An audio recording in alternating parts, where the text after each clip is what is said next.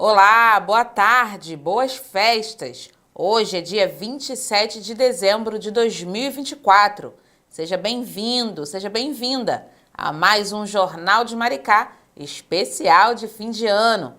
E na edição de hoje, o tema de nossa retrospectiva é muito importante. Vamos relembrar tudo o que falamos ao longo do ano sobre as minorias e sobre o respeito a todos os gêneros e etnias. O tema de hoje é mulher e diversidade. Bora conferir os destaques desta sexta-feira. Uma história de resistência que vem dos tempos da escravatura. Quem foi Dona Benta? Personagem que está marcada no DNA de Maricá. Vamos relembrar a discussão sobre o espaço das minorias na sociedade brasileira durante a FLIM, a Festa Literária Internacional de Maricá. E você vai rever a história das matriarcas do samba maricaense. É a Escola de Samba Acadêmicos de Araçatiba que vem pedindo passagem. É agora, no Jornal de Maricá, edição da tarde especial de fim de ano.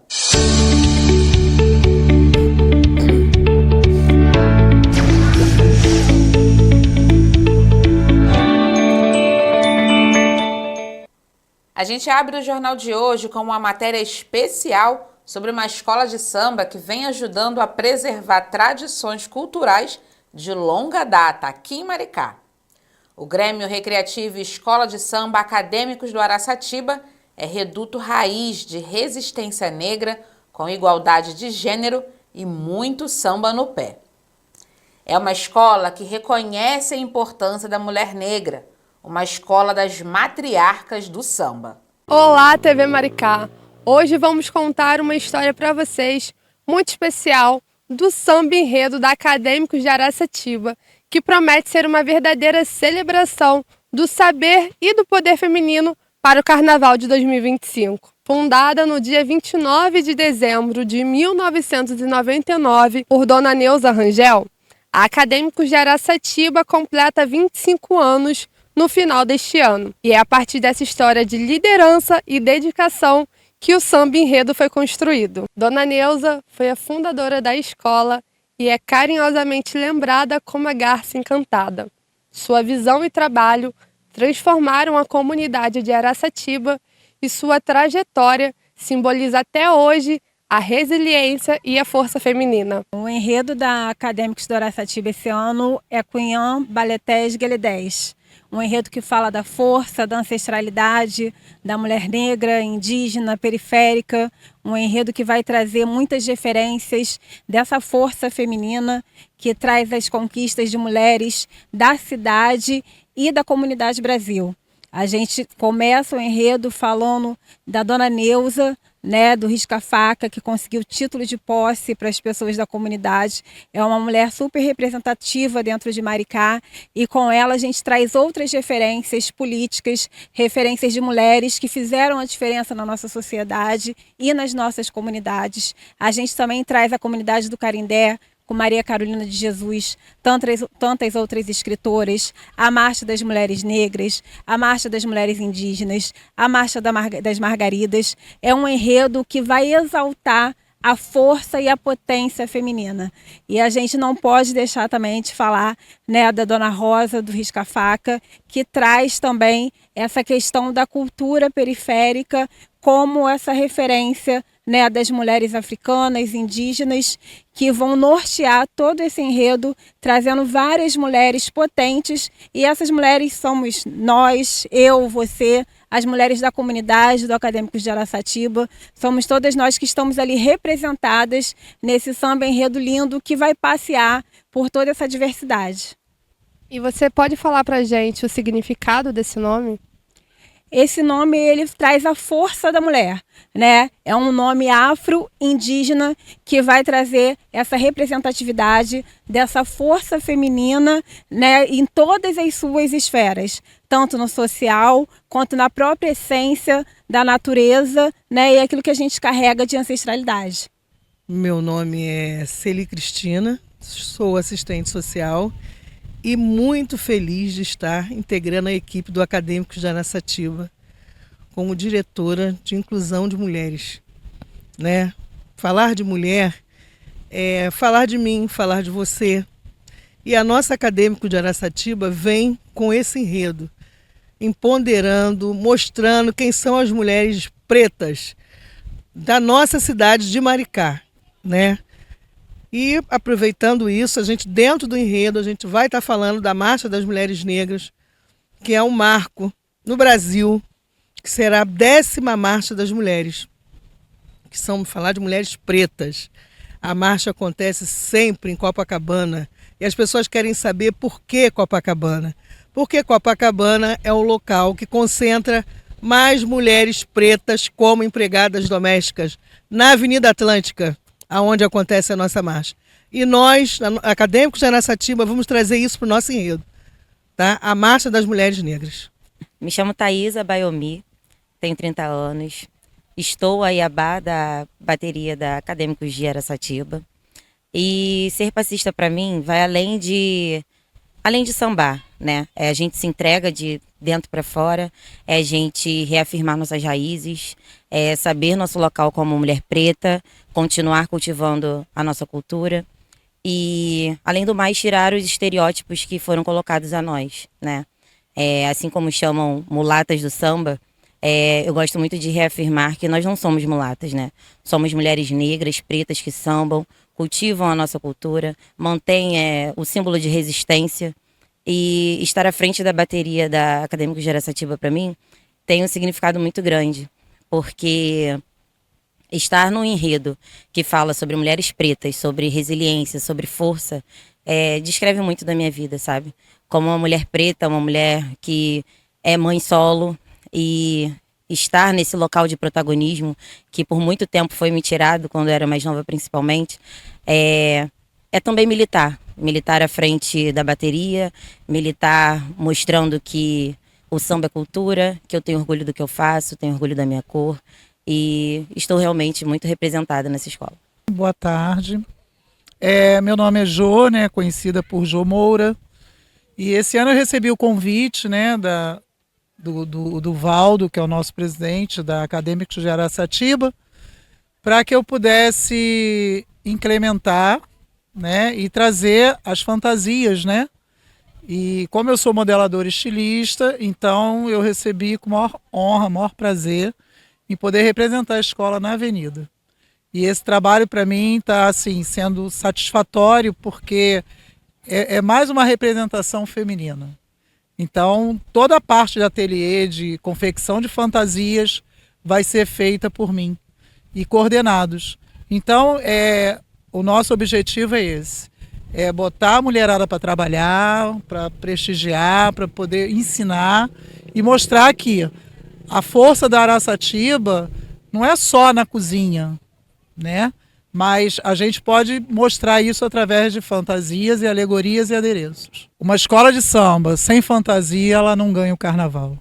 Então ela representa exatamente o enredo. Ela vem falando sobre o enredo. Então, cada ala vem representando o nosso enredo, né? E para mim está sendo uma satisfação muito grande. A gente vai vir falando de 3 mulheres importantíssimas.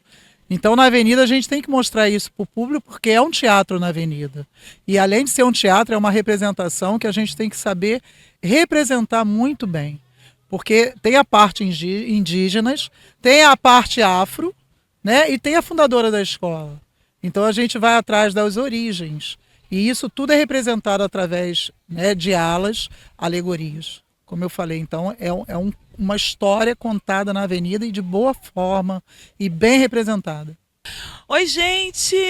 Eu sou Jo Borges, sou artista aqui da cidade de Maricá e estou passando por um momento muito, muito feliz, muito gratificante da minha carreira enquanto mulher, enquanto cantora e hoje aqui com a nossa querida Araçatiba e que vem também trazendo a fala, né, da mulher, da nossa ancestralidade com a canção que eu tive a honra de gravar, que é a África, e que vou fazer um pedacinho aqui para vocês.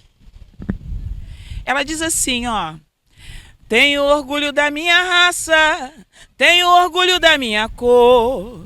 Tenho orgulho de ser negra, de Angola, Queta e Nagô. Sou África, ai, ai, sou África. Ai, ai, sou África, ai, ai, sou África. Ai, ai, sou África. É isso. Eu, nós, todas nós somos África, somos a representatividade da nossa ancestralidade. Além de Dona Neuza, o enredo também vai homenagear outras duas grandes mulheres. A Dona Rosa, líder comunitária do século passado da comunidade Risca-Faca em Noã, e a escritora Maria Carolina de Jesus, que viveu na favela do Canidé, em São Paulo. O desfile trará representações das comunidades que essas mulheres ajudaram a moldar: a escola de samba, a favela de Maricá e a favela do Canindé, em São Paulo. Cada uma dessas comunidades serão retratadas com suas particularidades e riquezas culturais, destacando o papel crucial das mulheres na construção e sustentação desses espaços. Esse enredo é mais do que uma celebração, é a afirmação do valor e da importância das mulheres em nossas comunidades. Está nesse encanto, né, que não é só um canto, mas que traz o canto da nossa ancestralidade. A gente olha para o lado de lá, já vislumbra um outro lado do Mar do Sul, desse grande Mar do Sul, que um dia nos presenteou através até mesmo da dor, mas a ancestralidade sabia o que estava fazendo, a espiritualidade para a gente que é de fé, que é da Umbanda, do Candomblé, de tantas religiões, sorrisos e fazeres, né? Se não fosse essas mulheres que verdadeiramente nos dão a luz, se não fosse Dona Neuza Rangel, a nossa garça encantada, hoje nós não estaríamos fazendo aqui, falando dessa lagoa que tem seus encantos, falando da Pedra de Noã, mas acima de tudo, falando sobre respeito, sobre cocares e turbantes. E nós temos como povo brasileiro, a cidade de Maricá e o Brasil, honrar a nossa ancestralidade. Araçatiba 2025, Cuiã Bareté Guelé 10, a força e a sabedoria da mulher na comunidade. Axé. E é isso, pessoal. Fiquem ligados, porque o samba de 2025 da Acadêmicos de Araçatiba promete emocionar e inspirar a todos nós. Um beijo e até a próxima! A programação da FLIM deste ano trouxe uma homenagem ao mês da Consciência Negra, celebrada em novembro. Quem visitou a exposição Heróis Quilombolas, que fala da importância dos direitos das pessoas negras no Brasil, não se arrependeu. Foi mais que uma aula de história, foi uma experiência para levar para a vida. A nossa equipe registrou a exposição, que mexeu com muita gente. Estamos aqui na FLIM para conferir a exposição Heróis Quilombolas, uma iniciativa que destaca a história e a resistência de figuras marcantes que enfrentaram a escravidão no Brasil. A exposição nos apresenta esculturas e objetos históricos que simbolizam a luta pela liberdade. Heróis como Zacimba Gaba e Benedito Meia Légua são lembrados por aqui por suas histórias de coragem e resistência. A exposição Heróis Quilombolas traz para Maricá heróis escravizados que foram resistentes ao período de escravidão no Brasil e que a historiografia oficial omitiu. Então, para cada herói quilombola, tem um livro contando a sua história. Além disso, nós trouxemos algumas cenas reproduzidas de alguns artistas, como Rugendas e Debré. Temos aqui uma reprodução de Purão de Navio Negreiro, do artista plástico Jonas Conceição, que também é do Espírito Santo. Esculturas baseadas em Debré. Temos duas cenas, a senzala e também o açoite no Pelourinho, e peças originais de fazendas do sul da Bahia, e norte do Espírito Santo. A importância é trazer para as crianças e os adultos entenderem, verem em loco, né, essa parte literária que a FLIM oferece, entendeu? Então, as histórias, né, que eles vão ler, né, através do livro que estão adquirindo na FLIM, eles poderão ver aqui em cenas retratadas, como era aquele período. A gente não pode esquecer esse período tão triste da nossa história.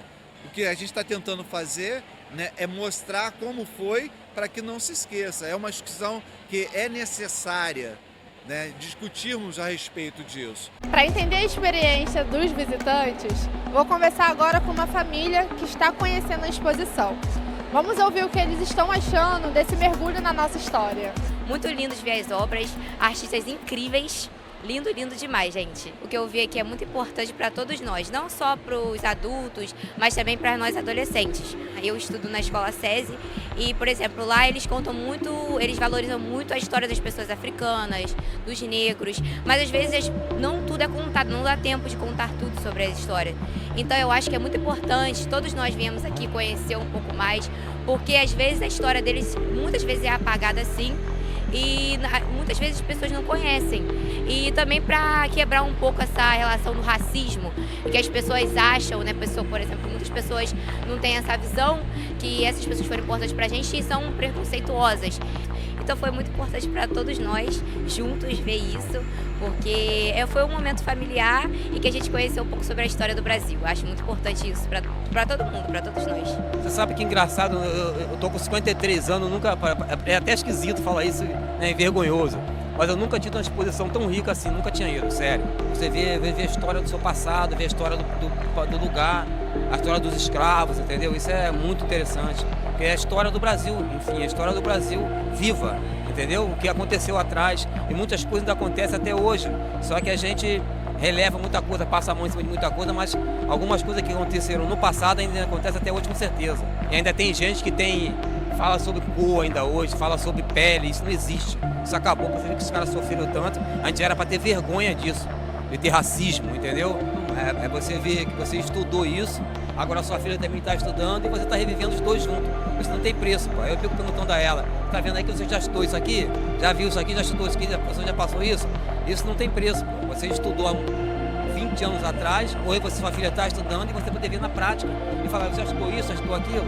Aqui na exposição eu estou mostrando para os meus filhos o que acontecia com os escravos na época em que eles eram trazidos da África para cá para servir os grandes senhores, né? Porque a juventude de hoje não tem o menor conhecimento do que foi isso.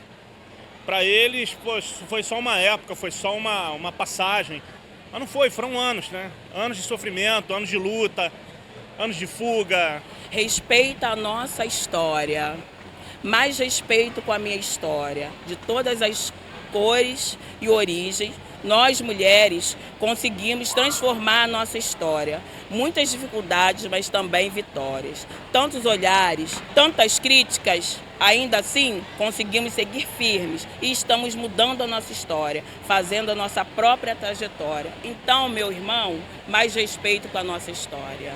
O meu livro, ele é Rainhas Negras, né? Esse foi o meu primeiro livro, é uma antologia que eu participei de um edital que correu o Brasil inteiro, são mulheres do Brasil inteiro, de todos os estados. E esse livro, ele foi inspirado nas cantoras, né, da música popular brasileira, nas cantoras negras como Isa, Alcione, Leci Brandão, Ivone Lara. Eu sou um quilombola, né? Eu não só estou levando para as mulheres negras, né, para as rainhas negras, mas também, né, para as mulheres não negras, porque nós somos potência, né? Nós fortalecemos, né, a nossa nação, porque como diz o velho ditado, uma mulher sábia, ela edifica um lar, e o nosso país é o nosso lar. A exposição Heróis Quilombolas é uma oportunidade de valorizar e refletir sobre a resistência do povo quilombola. É a TV Maricá na FLIM. Até a próxima!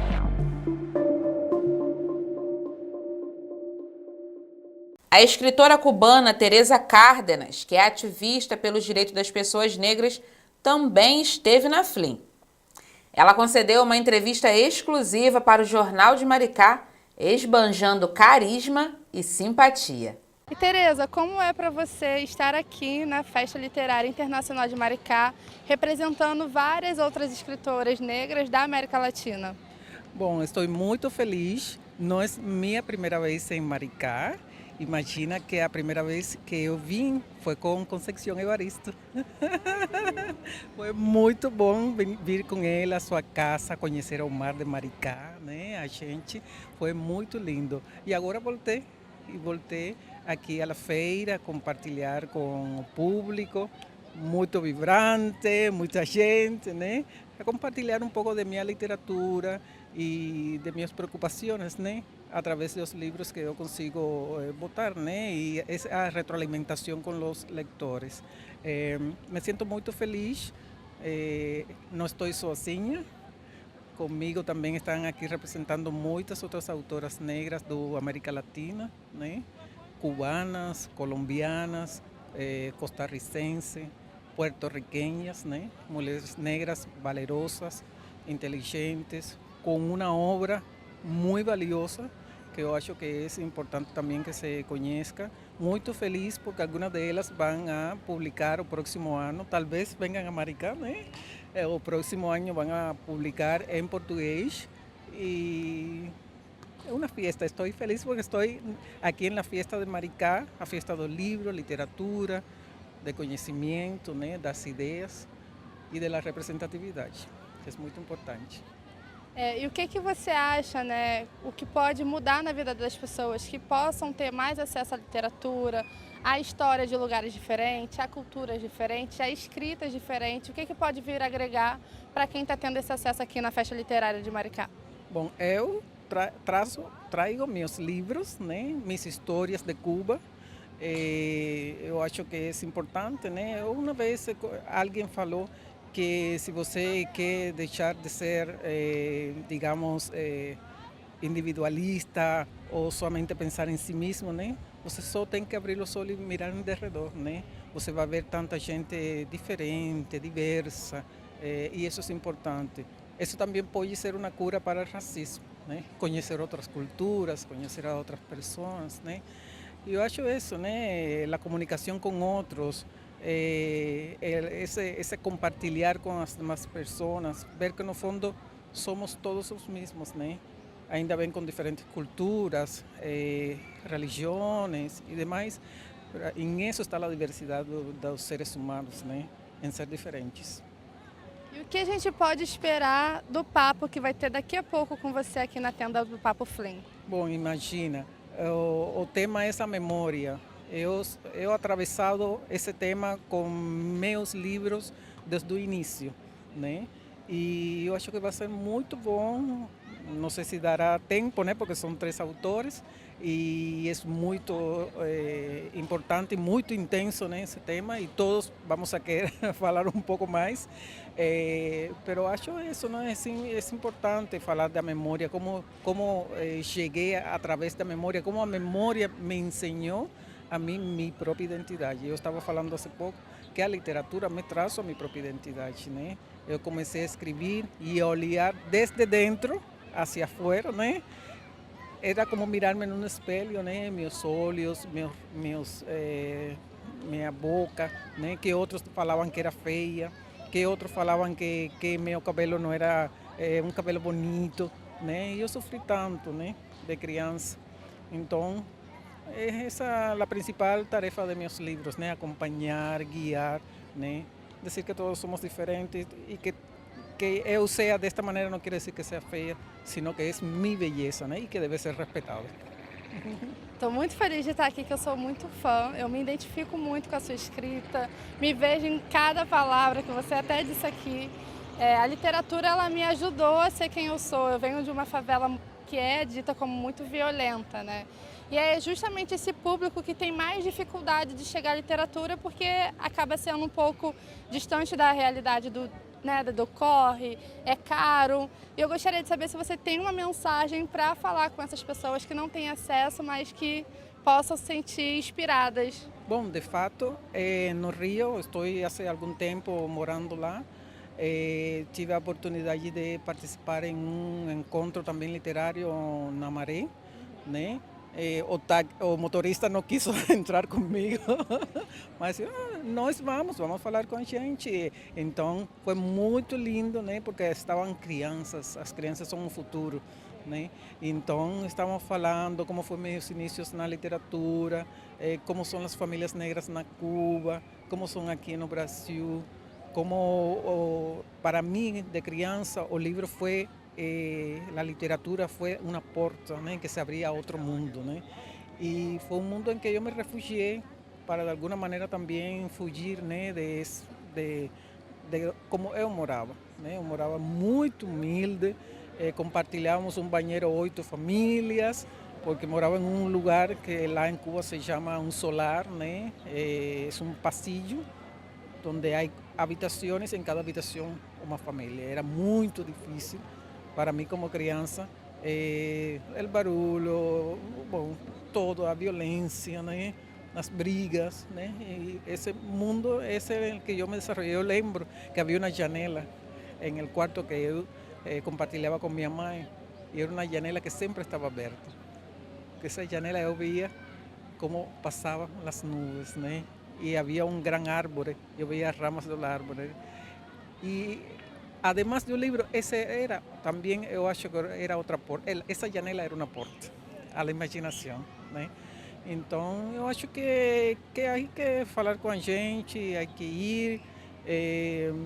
Eu lembro muito, há alguns anos em Colômbia. Colômbia é um país que está arrasado por la violência, né? Uma violência, uma guerra praticamente civil que eles têm há mais de 50 anos, né? E eles lançaram uma campanha por la paz. E a frase que eles falaram era quem pouco lê dispara mais, né? Então fizeram essa campanha tratando de conscientizar as pessoas, né, contra a violência, né, através da literatura, através dos livros, autores, todos colaboramos, foi muito bom, né? Eles assinaram a paz, né, em La Habana, né? E bom, eu acho que a literatura é uma arma, né? Rompe barreiras, né? Mas também é uma arma, uma ferramenta, né? Para conseguir muita coisa.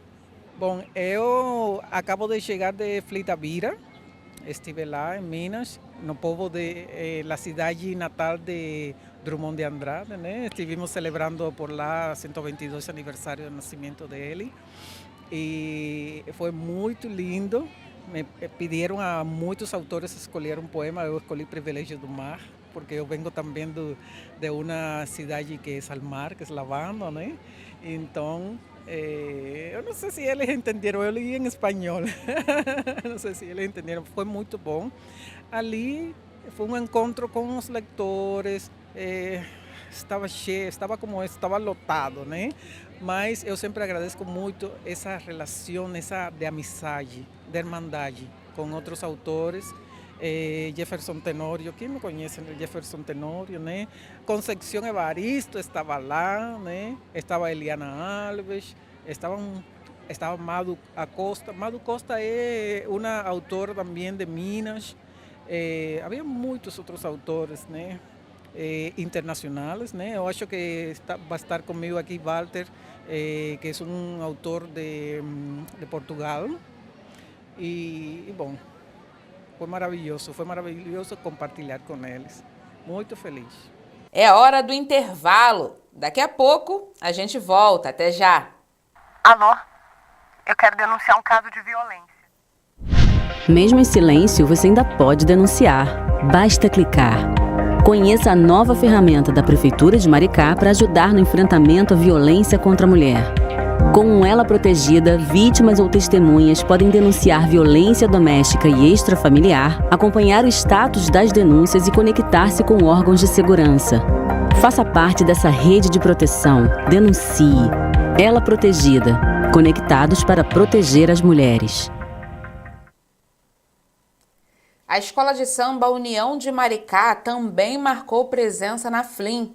A nossa repórter Alice Rodrigues visitou a tenda da agremiação e bateu um papo com a diretoria da escola. Essa entrevista deu samba. Oi, Lana, olha só como eu tô, já estou totalmente dentro do Carnaval de Maricá. Coloquei uma delas aqui para combinar com a minha roupa. E agora a gente vai saber um pouco mais sobre como está sendo esse stand aqui do Carnaval na Flim. A Flim, ela, além de ter literatura, a gente também celebra muito bem a arte. E eu estou aqui com o nosso diretor institucional da União de Maricá. Tudo bem, Valdo? Você pode se apresentar para a gente? Sou Valdo Lima, diretor institucional da nossa grandiosa União de Maricá, que com muita honra estreou na Série Ouro, representando a nossa cidade, né? Afinal, a União de Maricá, ela tem a sua comunidade e o próprio município, é esse todo, né? E que está sendo importante para a gente estar na Flim. Que além de mostrar um pouco do carnaval antigo da nossa cidade, anterior à nossa escola, a gente também está falando do enredo que levou-nos à Série Ouro, do nosso enredo desse ano, em qual fomos 4º lugar na nossa estreia, que muito nos honrou. E vamos trazer, a partir de amanhã, também um pouco do nosso novo enredo, né, que é um enredo muito lindo, né? O Cavalo de Santíssimo e a Coroa de seu Sete, que mostra um universo muito lindo da religiosidade, mas acima de tudo, da beleza e da alegria e da conjugação de uma religião, de uma entidade, de Umbanda, mas acima de tudo com a cultura popular, com o carnaval, com o futebol, com a buzina do Chacrinha. E a União de Maricá, nessa tenda, o principal papel é justamente integrar a nossa comunidade. Isso está acontecendo de uma forma muito bonita, né? Crianças vindo, a gente fala do futuro, elas estão vindo aqui pedindo para tirar foto com nossos chapéus, né? Com tudo isso. E é uma experiência muito forte, porque a gente tem, além dessa grandiosidade da Flim, uma das maiores belezas, né? Que são as nossas lagoas, e conjugando esse verbo do atual enredo, né, do enredo que desfilou esse ano, que é o Esperançar do Poeta, trazendo o Esperançar de Paulo Freire, né? E a missão da União é justamente educar para a nossa cultura, para a nossa arte, falando que cultura é um direito, que a gente precisa fomentar cada vez mais na nossa cidade, o que está sendo como exemplo, né? As leis 10.639, 11.645, e muito bem representada com nossos escritores e escritoras negras da cidade nesse stand. Então é uma honra. E você pode mostrar um pouco pra gente a exposição que está tendo, um pouco das histórias, das fantasias, os chapéus, por exemplo. Você falou que tem muita gente querendo tirar foto, né? Exatamente. O Esperançar do Poeta, ele traz os compositores, os poetas do carnaval e do samba, muitos que ficaram na invisibilidade, mas que têm obras extensas nesse universo da cultura popular e do carnaval. Então a gente traz a figura do Guará e de outros compositores e poetas. Então esse ano foi muito importante a gente estrear e falando da própria arte dos poetas do nosso carnaval, né? E aqui a gente tem várias representações e a gente... Essas duas fantasias, né? Com esse seu chapéu, que era a fantasia... Belíssima, inclusive. Já falou, exatamente. Desse nosso último desfile, dessa nossa estreia, repetindo, né? Estreando com louvor, com um trabalho de profissionalismo, uma arte maravilhosa, um samba muito bom, uma comissão de frente espetacular, a nossa ala das baianas, né? Que traz a nossa africanidade, traz essa representação das tias do samba, como Tia Seata e tantas outras, né? Porque foram nos terreiros que começaram a ver todos os toques da percussão de terreiro que chega à percussão de uma escola de samba. Isso é muito importante, né? A União de Maricá trazendo todo esse contexto histórico, né? E para falar, quando traz o Esperançar de Paulo Freire e um poeta que permeou o nosso enredo como Guará, vai falar de educação, de transformação das comunidades, das favelas, das periferias. E Maricá faz isso, né? Dentro de todos os seus equipamentos, com uma política de governo muito forte, né? E a gente precisa frisar muito sobre isso. E a União de Maricá traz essa expressão de pertencimento. E a Flim faz com que a gente faça que o maricaense sinta esse pertencimento dessa grande escola, dessa grande representante da cultura popular, Grêmio Recreativo, Escola de Samba União de Maricá. Presidente Juliano, né? A gente tem que agradecer, falar do nosso presidente de honra, Washington Quaquá, né? Falar do nosso diretor executivo, João Carlos Birigu, falar do nosso carnavalesco, Leandro Vieira, campeoníssimo, né? Falar de Patrick, nosso coreógrafo da comissão de frente, do nosso diretor de carnaval, Ilcinho, nosso diretor-geral de harmonia, Júnior Cabeça, nosso primeiro casal de Mestre Porta-Bandeira, estandarte de ouro né, que é Giovana e Fabrício, fala de todos esses artistas. Falar, quando eu falo direção de harmonia, né, desse grupo de diretoria que é responsável por todo o desenvolvimento dos ensaios e do enredo, por tudo que acontece. A União de Maricá é isso, traz o esperançar e o nosso próximo enredo, que é o Cavalo de Santíssima e a Coroa de Seu Sete. E qual é o verdadeiro significado da presença, né, do Carnaval de Maricá aqui na FLIM? É justamente porque a cultura popular, por exemplo, eu que nasci na favela do Parque União, no Complexo da Maré, foi através tanto da cultura afro, a capoeira, como do carnaval que eu fui alfabetizado na calçada da Rua Aurelião. E o carnaval, estando aqui, é justamente ratificando a importância de uma feira, onde as crianças da nossa escola pública vêm aqui e têm vouchers para poder comprar livros. Eu ia para a biblioteca pública, andava quilômetros para poder ler um livro, ou até mesmo pegar emprestado. E Maricá não, né? Maricá oferece esse universo, né, da literatura e traz a inclusão, que a criança sai da escola e ela tem condição de adquirir livros de diversas espécies. Isso é muito importante. A gente está vendo aqui na FLIM, circulando, né, na frente da tenda, pessoas de todas as idades. E a pergunta que não quer calar, o que carnaval tem a ver com educação? Carnaval tem a ver com educação tudo. Por exemplo, eu vou ter que falar um pouco de mim e das pessoas da minha época. A gente aprendia muito com os encartes de LPs, sobre a nossa história, sobre a cultura afro, através do Salgueiro, de tantas outras escolas, sobre a história do Brasil, hoje já sendo contada com sua propriedade e com sua verdade. Então a escola de samba tem tudo a ver, a gente se educa dentro, né? Desde a criança aos nossos mais velhos, né? Que são os nossos baluartes, nossa velha guarda. E é o esperançar, é fazer com que a gente compreenda a nossa cultura, o nosso chão e a nossa raiz. Muito obrigada, Valdo, por essa participação. Axé. Lana, a gente vai ficando aqui com muito carnaval tocando, o DJ vai soltar o som e a festa continua. Até a próxima. Tchau. A Festa Literária Internacional de Maricá homenageou também os povos indígenas. A FLIM promoveu uma palestra seguida de uma oficina de pintura indígena com os integrantes das duas aldeias que ficam aqui na cidade, Mata Verde Bonita e Céu Azul. Foi o Sarau dos Povos Originários, na Tenda da Cultura, que encantou os visitantes da FLIM. Olá, estamos aqui na Tenda da Cultura, oferecida pela Secretaria de Cultura de Maricá, onde está acontecendo uma super oficina com a Carol Potiguara. Ela é daqui de Maricá e está oferecendo uma oficina onde ela pinta as pessoas, ela traz ali uma questão, né, da memória, da ancestralidade dos povos originários. Tchemá Carolina Potiguara, sou Carolina, da etnia Potiguara, trabalho aqui na Secretaria de Cultura de Maricá, na coordenação que atende aos povos indígenas, sou professora e hoje aqui na FLIM, né, estou apresentando um pouco da cultura através da arte, da pintura corporal, a pintura do grafismo indígena, né? Feito com urucum, genipapo, açafrão, genipapo sagrado, né? Medicina do genipapo. Os jovens, adolescentes gostam de pintar o corpo, né? Para poder festejar.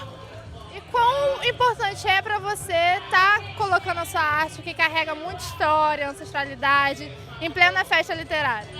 Eu estou muito feliz, que assim, eu estou sentindo que a nossa cultura está incluída, né?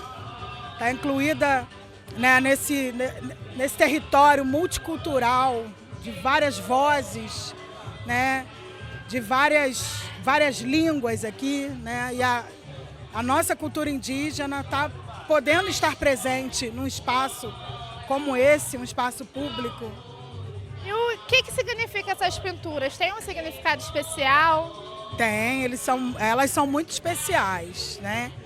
Elas significam as peles dos peixes, a pele dos animais, a pele da onça, do tamanduá, né? Significa a minha relação indígena com a natureza, né? O meu corpo é natureza, meu corpo está feliz, né? Então a gente escolhe o urucum, a tinta do urucum, escolhe o genipapo, o açafrão, né? Porque eu quero representar a natureza, eu quero falar dos pássaros, eu quero falar dos peixes, quero falar dos animais, quero falar da floresta sagrada. O meu corpo é um tecido vivo. E você quer deixar um recado para quem está assistindo em casa sobre a importância e o legado do que você está fazendo aqui hoje? Então, é importante que as etnias estão podendo estar presentes aqui hoje, né? Hoje a gente está recebendo a etnia Guajajara, do Maranhão, a Tapiti Guajajara, Darcy Tupã Guarani, da etnia Guarani, Socorro Anambé, com as bonecas Ananti, né? Outros povos, né? Povo Potiguara, estão podendo estar presentes aqui, né? A gente vem das aldeias, né? Eu acho que é um legado, essas várias culturas, nós indígenas, num contato com esse universo transcultural, multicultural. Eu acho que é um momento histórico, numa feira literária, né? Aicoporã, eu estou muito feliz. Aicoporã, Alcoabeté, Tupã e Andé Mongaraíbe. Fiquem todos com Deus e muito obrigada. A FLIM é uma festa literária internacional que promove não apenas literatura, mas também cultura no seu geral. Aqui a gente vê um show de diversidade, cultura, memória e ancestralidade. E a gente está muito feliz de estar cobrindo aqui com a TV Maricá. Para que a gente possa assentar nesse chão aqui e celebrar os nossos ancestrais, os nossos mais velhos, os nossos mais novos, pedir a bênção, né? Para todo o solo que a gente pisa e poder fazer um encontro bonito, cheio de axé. Todo passarinho deve ter seu ninho, eu também vou querer o meu. Todo passarinho deve ter seu ninho, eu também vou querer o meu. Na trincheira do meu pai, o roxinol sou eu. Na trincheira do meu pai, o roxinol sou eu. Todo passarinho deve ter seu ninho, eu também vou querer o meu. Todo passarinho deve ter seu ninho, eu também vou querer o meu. Na trincheira do meu pai, o roxinol sou eu. Na trincheira do meu pai, o roxinol sou eu.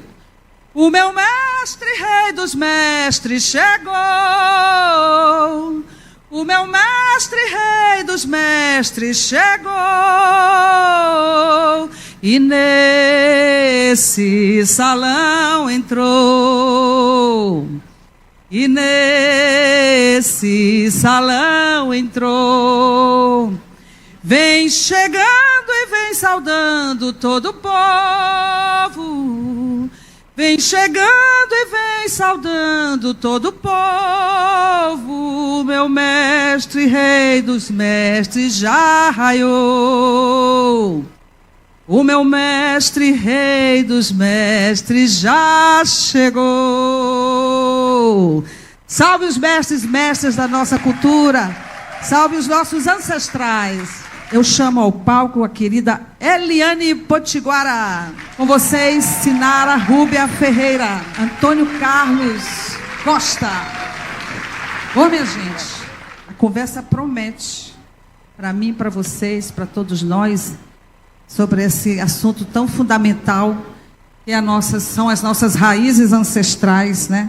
Figuras que tratam, cuidam da nossa ancestralidade, da nossa cultura, da nossa identidade com muito comprometimento. Quando a gente tem a oportunidade de poder falar aquilo que mais nos toca a alma, que são as nossas raízes que não são reconhecidas ainda pelo próprio povo brasileiro e que ainda é desconhecido, ignorado. Então, nós temos essa missão, né? Nós não estamos aqui para passear, nós estamos aqui no planeta Terra para contribuir com essa nova consciência, nova mentalidade, para que possamos transformar esse mundo num mundo cheio de amor. O meu envolvimento com o tema dos direitos humanos, que é uma coisa muito mais ampla, é tardio. Comecei a militância com 45 anos. Eu vi Vigário Geral, vi o massacre da Candelária, massacre de Queimados, não fiz nada, absolutamente nada, até hoje eu não entendo esse meu comportamento.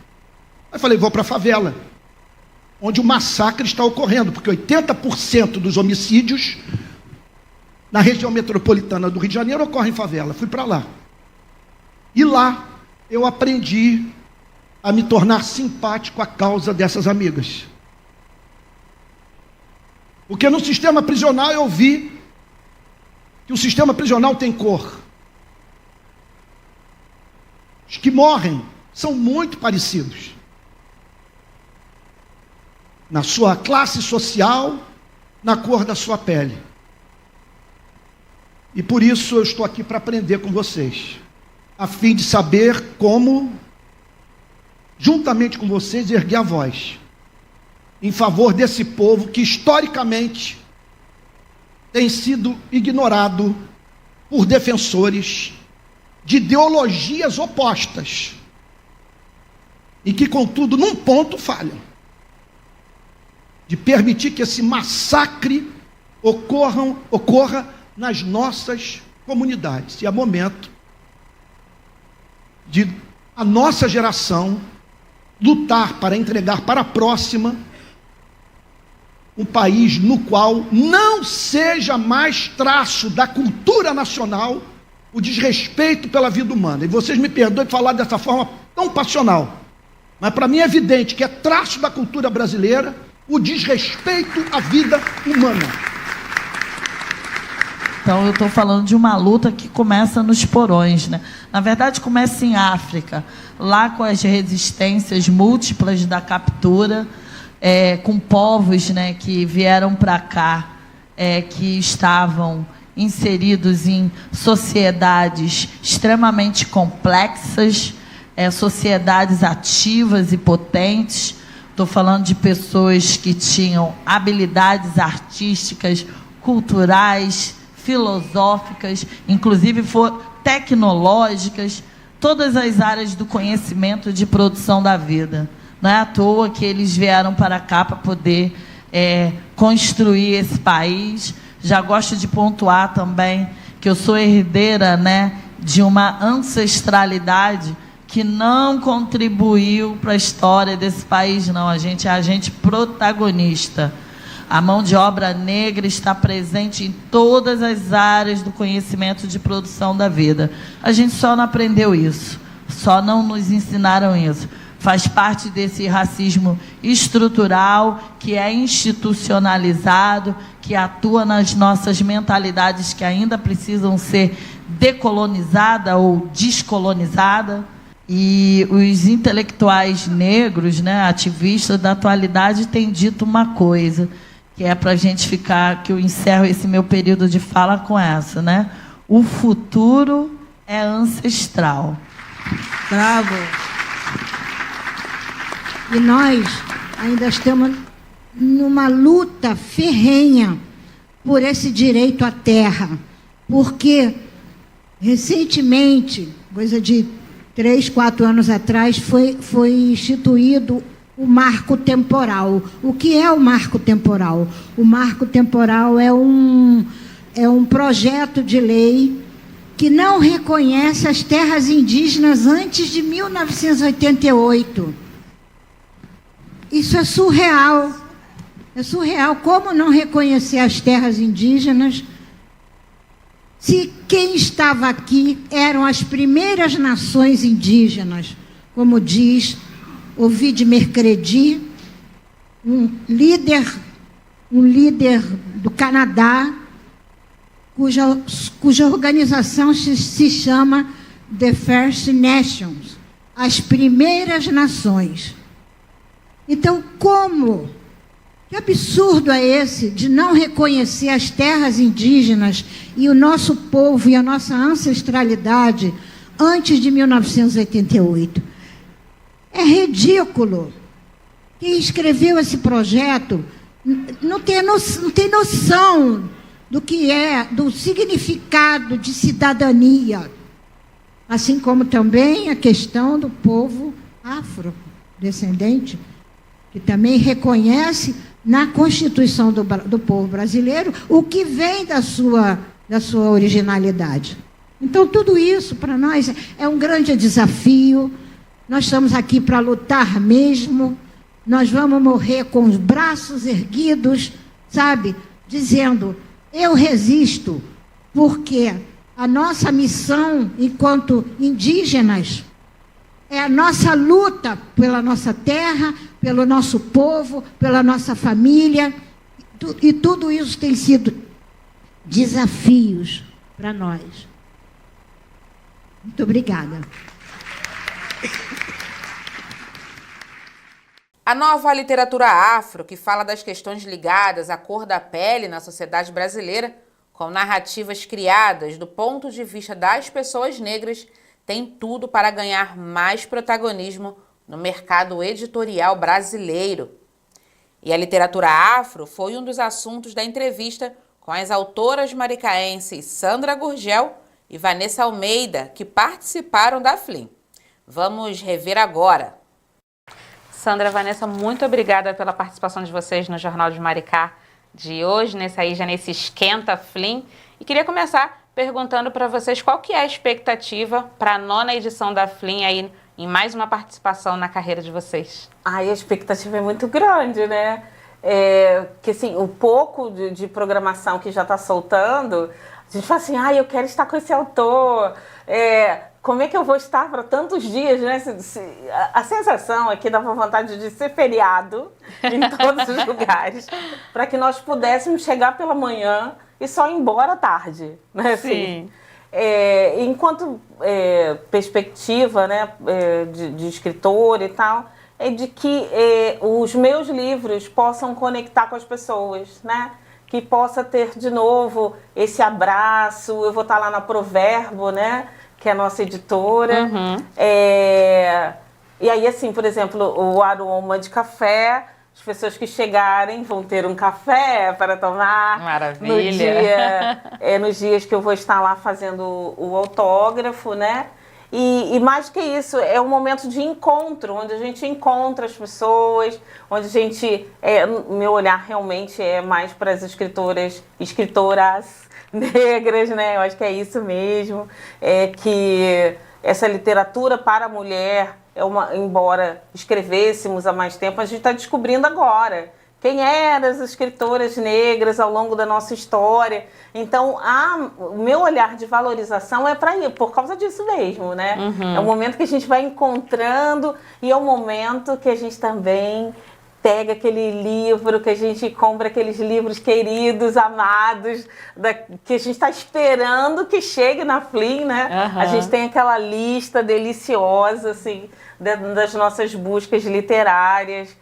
E é muito bonito, gente. Eu assim, fico encantada, assim, como a educação tem esse poder de conectar, de chamar gente, e de como o nosso município ele já está sendo visto por outros espaços. Eu acho que isso dá maior felicidade de estar aqui nesse momento da FLIM, né? E você, Vanessa? A expectativa é muito grande, né? Eu acho que essa expectativa do reencontro, né, de reencontrar novamente a FLIM, como ela vai ser esse ano, o que vai ter de novidade, os autores que a gente vai poder estar lá pertinho, né, os artistas, reencontrar os nossos alunos, os nossos colegas que...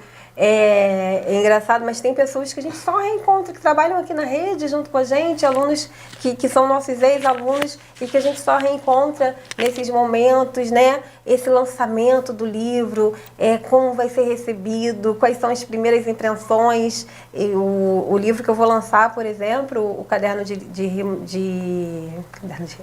Caderno de Receitas do Pierre, ele é um livro que está guardado a 7 chaves. Só eu e a editora fizemos essa leitura prévia dele. Então, a gente fica também nessa expectativa de como vai ser recebido, de como as pessoas vão perceber. Eu acho que são tantas coisas, né? São 10 dias de pura festa literária e de puro reencontro e de novos encontros, novas possibilidades. Então, realmente vai se aproximando, vai dando aquele friozinho na barriga, porque, afinal de contas, também estamos como artista e como estreias, né? E como professoras, trazendo essa dinâmica dessa literatura afrocentrada e referenciada. E também como leitoras ávidas que querem encontrar os seus autores favoritos. Então, é muita coisa acontecendo, a expectativa é muito grande, mas a gente tem certeza que vai ser mais uma vez uma grande festa, uma bela festa da literatura no nosso município. E queria que vocês falassem um pouquinho qual que é a importância de eventos como a FLIM para escritoras negras aqui de Maricá. Eu acho que é possibilitar, né? É possibilitar esse protagonismo, mais uma vez, dessas nossas narrativas que são tão amplas, que são tão diferentes, mas que vão se cruzando em algum momento. Essas feiras, é muito importante o encontro literário dessas autoras também, né? Se reencontrar e se reconhecer na outra, na escrita da outra, na fala, na história.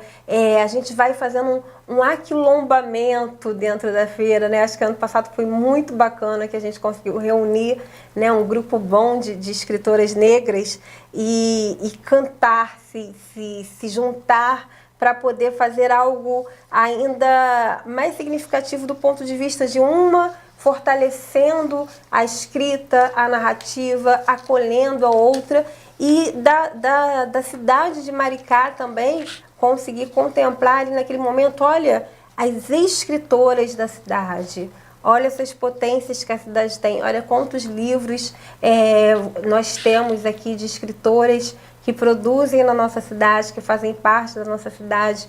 É um orgulho muito grande participar desse grupo, né, de mulheres que escrevem e que trabalham com literatura. Então, as expectativas, elas estão lá no alto, né?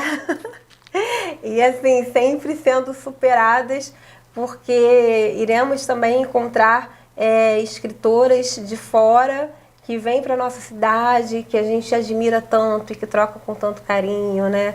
E a nossa grande escritora, eu acho que é com tanto orgulho que Maricá tem que trazer isso, da gente ter Conceição Evaristo na nossa cidade, uma escritora tão querida e com uma escrita tão potente e que muda tanto as nossas vidas. Eu acho que ler Conceição, eu estive com Conceição algumas feiras atrás, talvez 4 ou 5, pela primeira vez na feira literária, conhecê-la, aquela figura, né? aquela persona que ela é, e adquiri ali os olhos d'água, e ganhei a minha dedicatória, e levei para casa, é um livro que está na minha cabeceira até hoje. Essas alegrias, assim, a gente só consegue ter na nossa festa literária, só na nossa FLIM, e isso não tem preço, sabe? Eu ter Conceição ali, gente, do meu lado, da minha cabeceira, tá lá. Delícia. E para você, Sandra, olha, essa importância aí? Muita coisa, né? Por exemplo, a Conceição Evaristo foi minha professora. Olha no só. FENESB, na UF. E aí, assim, aí a gente já se reencontrou em alguns passos, mas reencontrá-la em Maricá, saber que ela mora em Maricá. Eu já levei ela em casa, gente. Você tem noção disso? Assim, Oh, tipo meu assim, Deus, que delícia. Eu não sabia, acho que eu não respirava, assim, dirigindo. E aí, assim, isso me fica muito, muito caro, assim, no meu coração, saber que Maricá, nós temos talentos como esse, né? E aí eu fico fazendo, eu falo muito de imagens, as imagens me tocam, né? A cada esquina, Maricá nasce um jardim, né? E eu fico muito pensando na FLIM como este lugar onde os jardins de escritoras negras florescem, né? Porque foi isso que nós conseguimos fazer na outra, né? Pegamos, que dia você está? Que dia você está? Então amanhã, tá? Todo mundo junto. Aí sentamos numa mesa, cantamos, né? Então era como se as flores estivessem brotando, sabe? E essa possibilidade, ela só vem porque nós temos uma feira literária. E talvez possa ser o grande diferencial para outras feiras. Porque ao mesmo tempo que ela tem uma suntuosidade, né, de beleza, ela tem uma conexão com a cultura, né? A cultura na sua dimensão mega, né? Assim, de cultura familiar, cultura musical, e tem aquela coisa do encontro com a pessoa da esquina, com a escola, com os alunos, porque ela dá acesso. Outros espaços você não consegue ter acesso em função do custo, em função... Então, a Festa Literária de Maricá, ela oferece esse acesso, essa conexão com as diferentes linguagens culturais, né? Daqui a pouco tem mais Jornal de Maricá especial de fim de ano, porque agora é hora daquela parada para o intervalo. A gente volta já já. Maricá, uma cidade onde os direitos humanos moldam nosso futuro. Com Mumbuca, passaporte universitário e escolas de período integral, garantimos dignidade e acesso à educação para todos. No Hospital Che Guevara, saúde de qualidade é direito assegurado. Investimos em infraestrutura sustentável e energia limpa, promovendo o bem-estar e protegendo nosso planeta. Maricá é feita por pessoas para pessoas. Maricá, 210 anos, cidade para ser feliz. Ao longo do ano, a TV Maricá trouxe importantes pautas sobre o racismo, um problema endêmico no nosso país. Um exemplo disso foi o Maricá Debate, que foi ao ar com o tema da solidão da mulher negra nas esferas sociais brasileiras. Tá aí um trecho do programa para você rever. Agora, como que vocês definiriam a solidão da mulher negra nas esferas sociais brasileiras, assim? Porque a gente estava até conversando, né? É muito do senso comum das pessoas acharem, quando a gente fala sobre a solidão da mulher preta, de que nós estamos falando do amor romântico. E é muito maior do que isso, né? A gente está falando sobre a esfera do trabalho, né? Do campo acadêmico, tem muito mais. Então, como que vocês definiriam a solidão da mulher negra nessa sociedade brasileira hoje? Esses espaços, como você traz, a questão do trabalho, a questão acadêmica, ainda é um espaço onde a gente se percebe muito solitárias, apesar de sermos maioria nesses espaços. Mas se entender enquanto mulher negra também é um processo.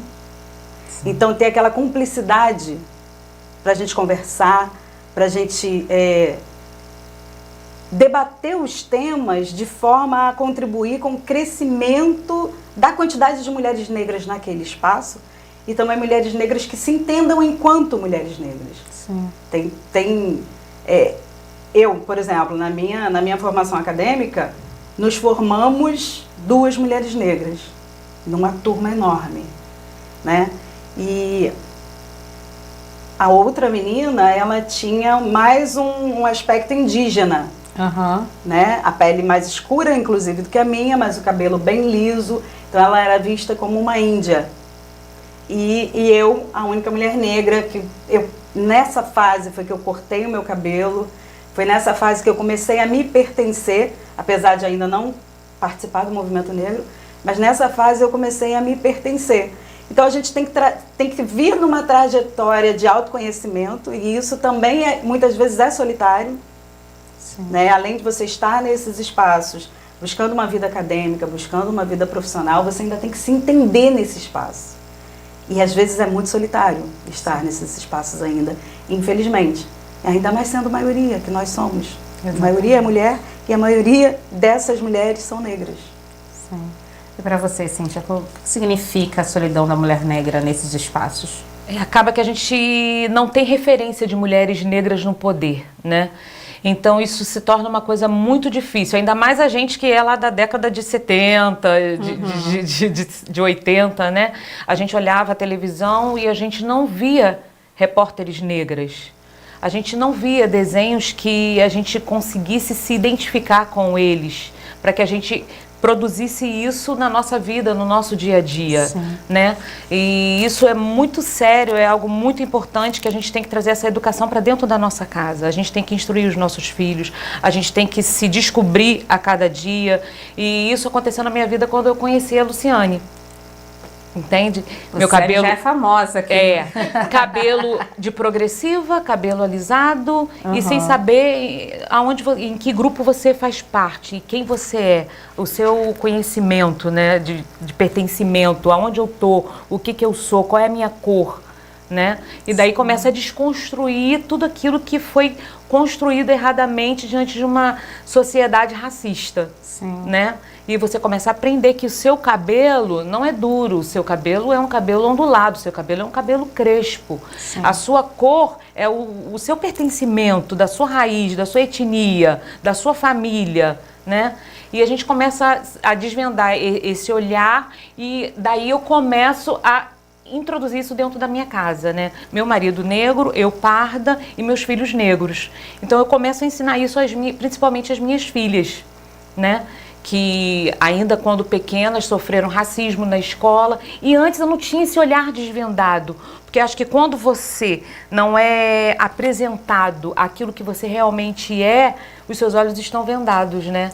E você não consegue se reconhecer. E a partir desse momento, desse encontro, as coisas começam a fluir, né?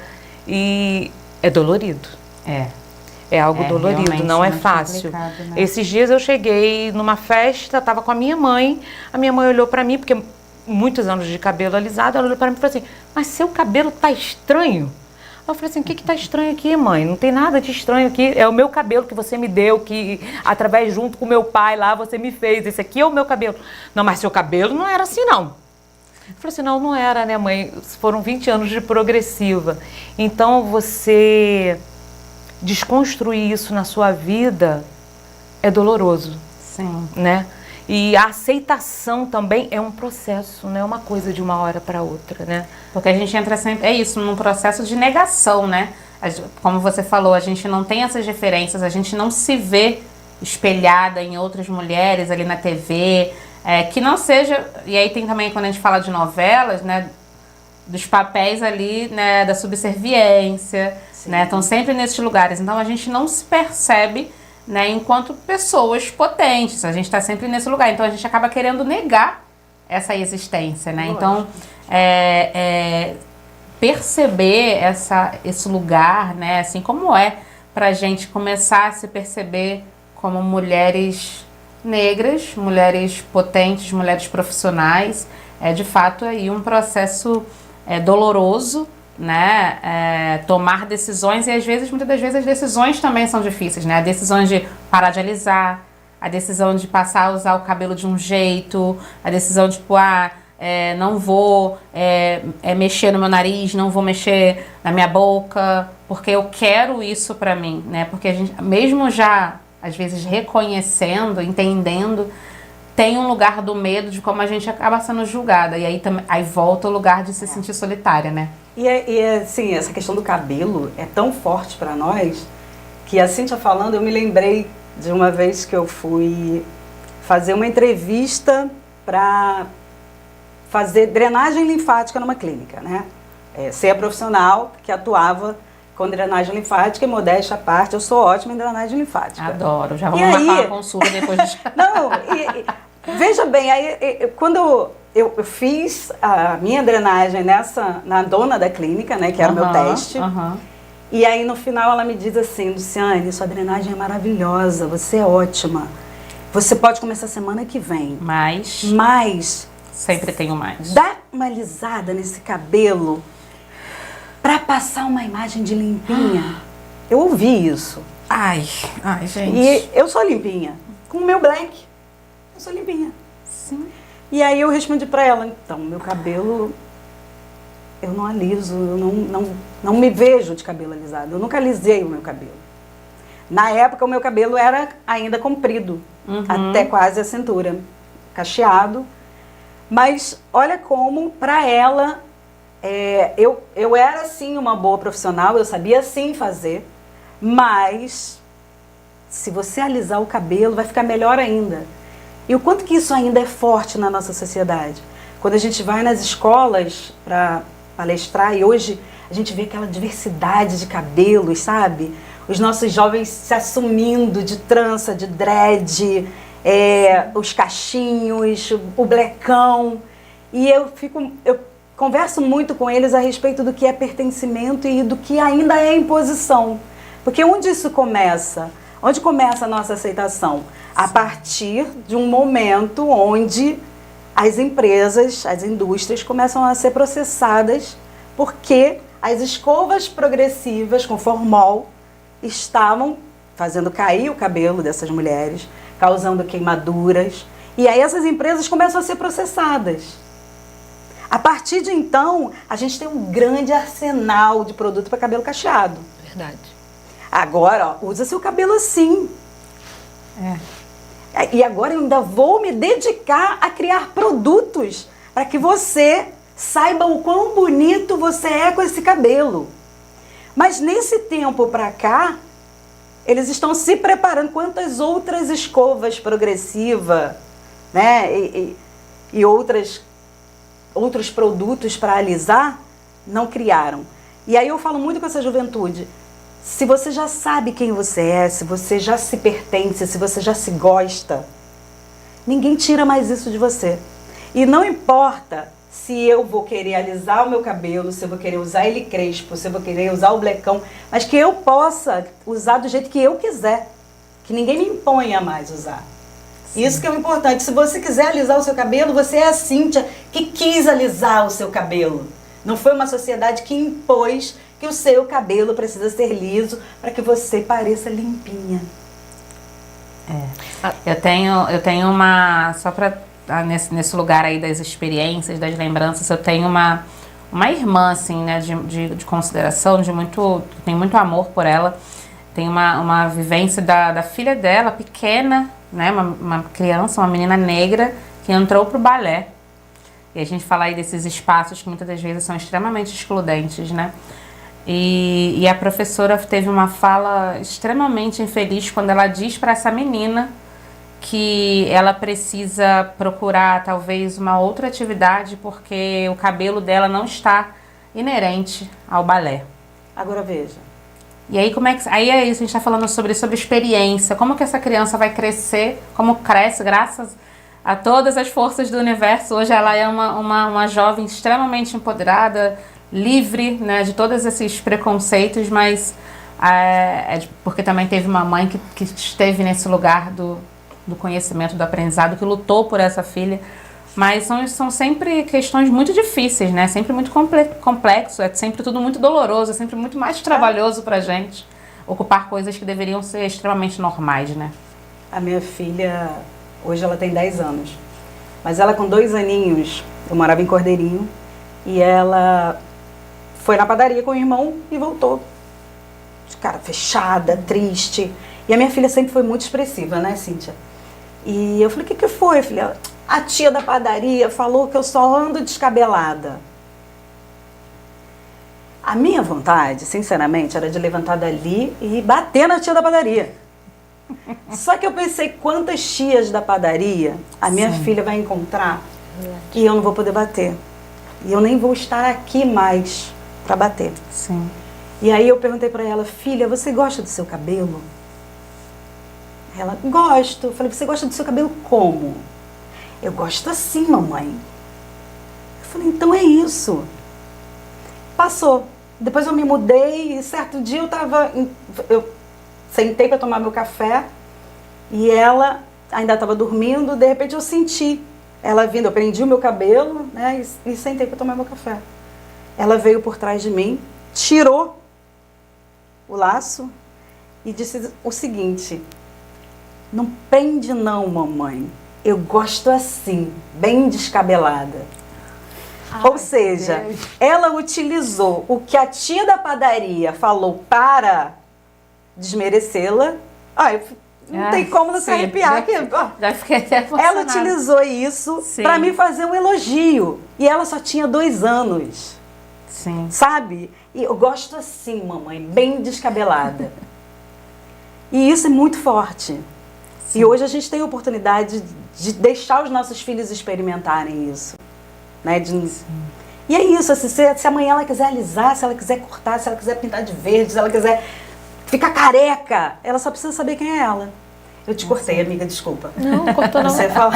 A gente estava falando sobre as experiências. Sobre os padrões que a sociedade sempre impõe pra gente, né? E principalmente para as mulheres, e as mulheres negras, né? Essa questão do cabelo é uma delas, de que você tá limpinha se você tá com o cabelo liso. Né? Não importava a profissional maravilhosa, a drenagem perfeita, entendeu? Você tinha que estar com o cabelo liso porque você tem que mostrar para a sociedade, entendeu? Nunca é sobre o que a gente quer, né? É sempre o que o outro espera da gente. Pois é. Pela primeira vez no Brasil, o dia 20 de novembro, que por muito tempo foi dia de zumbi, tornou-se feriado nacional. No Dia Nacional da Consciência Negra, a nossa equipe visitou o movimento social O Negro, em Maricá.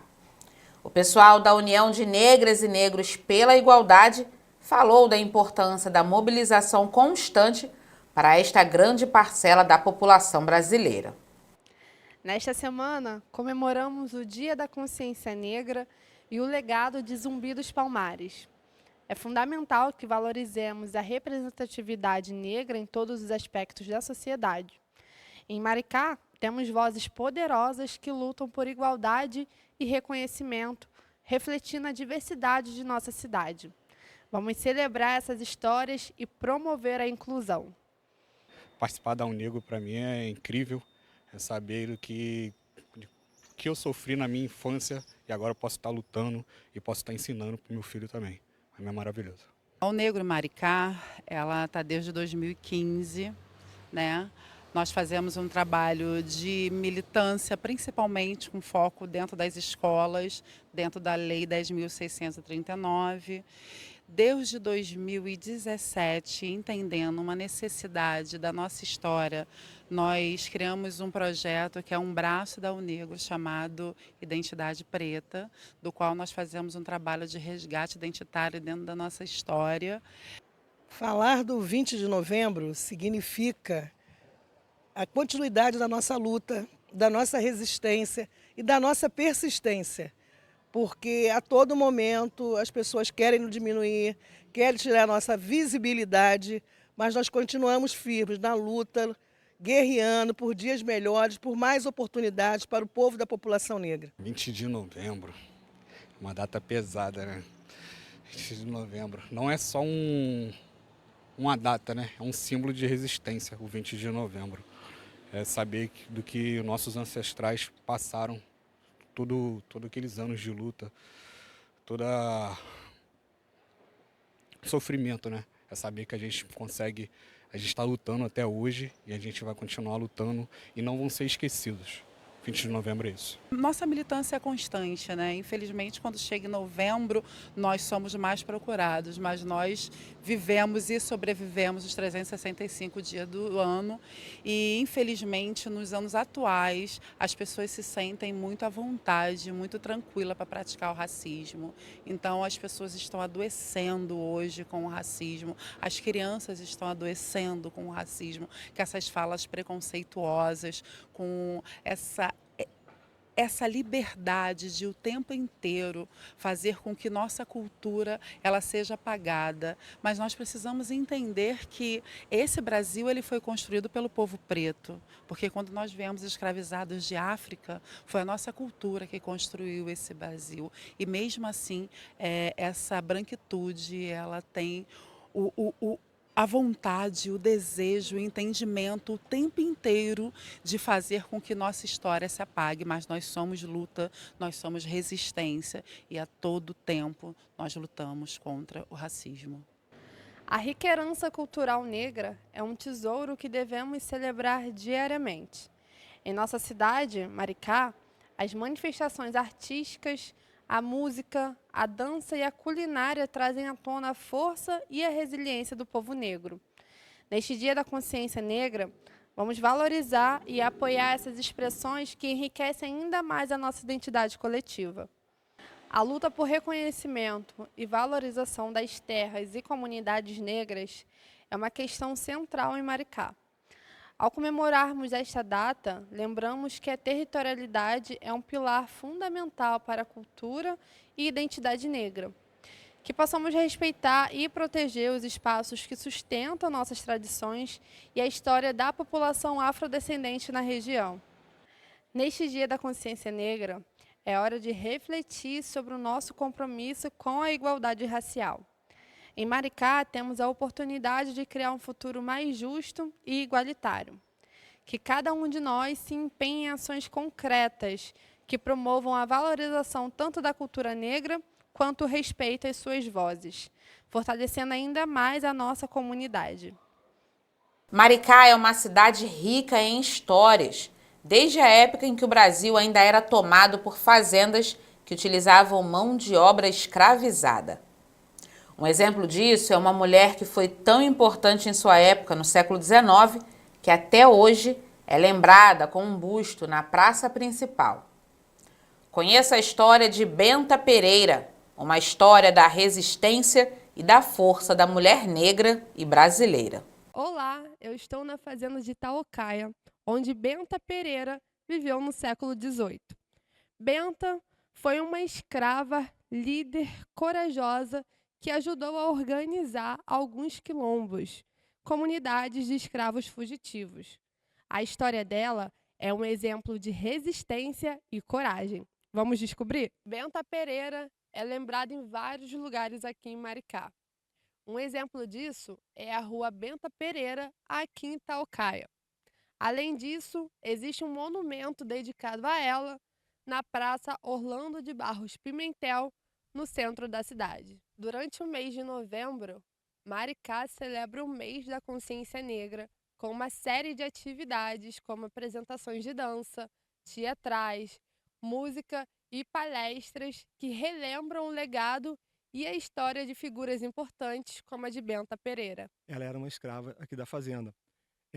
A história que contam e que existe é que ela, sendo escrava da fazenda, o dono da fazenda teve um relacionamento com ela. E nesse relacionamento ela engravidou. A dona da fazenda, que a gente chama de Sinhazinha, ela acabou descobrindo esse relacionamento e ela pediu para o pessoal da fazenda dar uma coça nela por aquela situação. E nessa coça que ela levou, ela perdeu a criança que ela gerava. Por vingança, ela jogou a filha da dona da fazenda, a Maria Joana, num tacho de melaço. Hoje a gente tem até aqui os ossinhos dela na fazenda, numa urna que fica dentro da casa. É uma história bem triste, né? Porque ali foi perda de duas crianças, uma que estava sendo gerada e uma criança que já estava aqui, vivendo aqui fora, né? Após acontecer isso, ela conseguiu a fuga.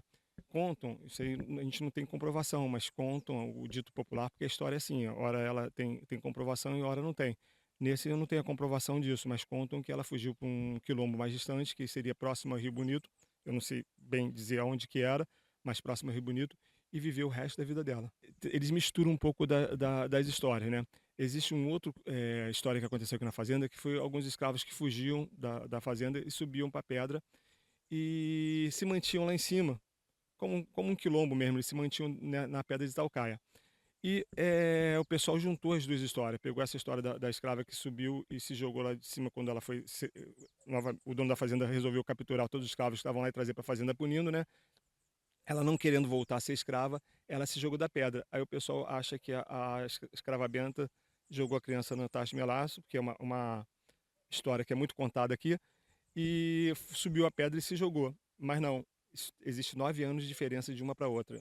Na passagem de Charles Darwin, aconteceu essa escrava que se jogou da pedra, e 9 anos depois, em 1842, a escrava Benta jogou uma criança no tacho de melaço. A gente recebe crianças de escola, a gente recebe visitantes na fazenda para saber sobre a história, porque a fazenda era toda Itaipuaçu. Ela tinha uma escala bem grande de terras, que foi a Igreja Católica que construiu a fazenda. Um certo momento, um fazendeiro que tinha uma grande escala de terras entre Niterói e Maricá, pegou uma légua ao redor da pedra, de forma de quadrado, uma légua para um lado, uma légua para o outro, uma légua para a praia, uma légua para aqui, para parte da serrinha da Tiririca aqui. E ele doou essas terras para a Igreja Católica, os beneditinos, e ela foi seguindo ao tempo dela. Então, quando a gente recebe para contar toda essa história, que ela atravessou Brasil Colônia, Brasil Império, Brasil República, né? A fazenda tem um bom tempo disso. Aí a gente conta as histórias para as pessoas que vêm visitar, fala sobre a cana-de-açúcar, que foi a monocultura da cana-de-açúcar que aconteceu aqui na fazenda, a produção de cachaça, a produção de melado e a produção da própria açúcar. E a gente tem uma exposição Charles Darwin, porque a visita de Charles Darwin marcou muito aqui a fazenda, porque era a porta de entrada para Maricá, na época, e ele passou pela fazenda, passou uma tarde aqui na fazenda e seguiu viagem, que ele foi até próximo a Macaé, que era Conceição de Macabu. A história, ela tem que ser contada. Tudo acontece, e muitas vezes acontece coisas que não foram boas e coisas que foram boas. Então, quando acontecem as coisas que foram boas, a gente reaproveita ela e continua seguindo, fazendo. E quando acontecem as coisas que não foram boas, a gente vai e tenta não apagar, mas sim não repetir o erro do passado. Quem quiser vir visitar a fazenda, a gente está aqui sempre montando essa expectativa do pessoal conhecer a fazenda. A história de Benta Pereira é, sem dúvida, uma inspiração para todos nós. Ela nos mostra o poder da resistência e da luta pela liberdade. E assim encerramos a nossa matéria de hoje, lembrando a todos a importância de conhecer e valorizar a nossa história. Até a próxima! Tchau! Tá chegando a hora, estamos concluindo mais um Jornal de Maricá, edição especial de fim de ano. Muito obrigada pela sua companhia. Continue acompanhando a nossa retrospectiva de fim de ano, com os principais fatos que foram notícia ao longo do ano aqui na nossa cidade. Por hoje é só, pessoal. A gente se vê ao longo da programação. Aqui na TV Maricá, a nossa contagem regressiva para o ano novo já começou. Um ótimo final de semana a todos e até segunda-feira. Valeu, tchau, tchau.